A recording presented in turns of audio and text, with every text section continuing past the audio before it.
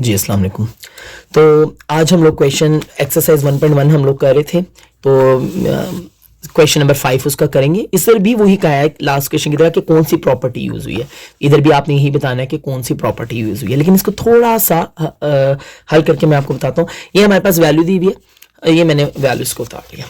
अच्छा, इन क्वेश्चन के बिल्कुल आगे आंसर्स भी दिए हुए हैं, ठीक है, तो आपने परेशान हो जाना। जैसे हम पहला सवाल कर रहे हैं ये वाला, तो इसका ये क्वेश्चन मैंने उतार लिया, उसका आगे उसने आंसर भी दिया हुआ है। ये 0 और 2, ये 0 कैसे आया, ये -3 से ये 0 किस तरीके से आया। तो -3 से 0 लेकर आना है ना, तो आप -3 में उससे उल्टा प्लस करोगे, यानी कोई ऐसी चीज लाओगे जो कट जाए और आपस में 0 आ जाए। तो +3 किया इधर भी और +3 किया इधर भी।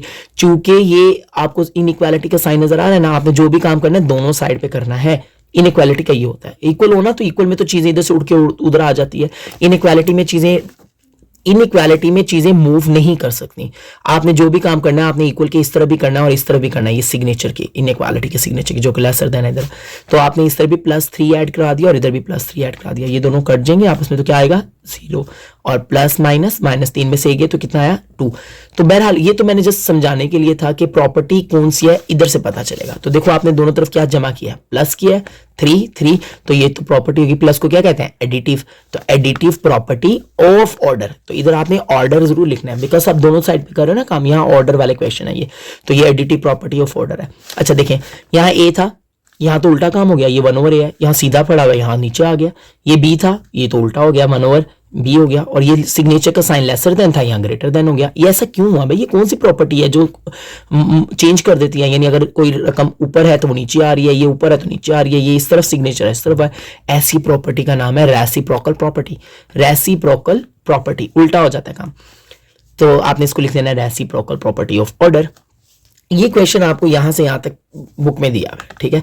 तो आप लोगों ने इसमें से देख के ढूंढ के लगाना क्या है। आप देखें जरा, इधर ए है और आंसर में मैंने कहा ना 7 आंसर दिए हुए हैं, देन के बाद आंसर दिए हुए हैं सारे।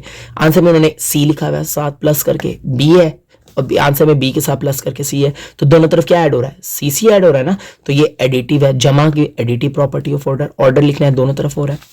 आप गौर करें कि क्वेश्चन के अंदर ए और सी है और बी और सी है, और जब आंसर देते हैं तो अकेला ए और बी है, देन के बाद आंसर है, ठीक है, ए और बी है। तो ये सी कट गया होगा आपस में। तो जब सी और सी आपस में कट जाए तो ये प्रॉपर्टी कौन सी होगी, ये होगी कैंसिलेशन प्रॉपर्टी। कौन सी प्रॉपर्टी, कैंसिलेशन प्रॉपर्टी। और क्या ये मल्टीप्लाई हो रहे हैं, तो आपने साथ बताना है of multiplication of order, multiply वाली कैंसिलेशन प्रॉपर्टी। इसी तरीके से देखो, ये रकम है और आंसर देन के बाद, ये आंसर देन मैंने लिखा, चलो मैं लिख देता हूं।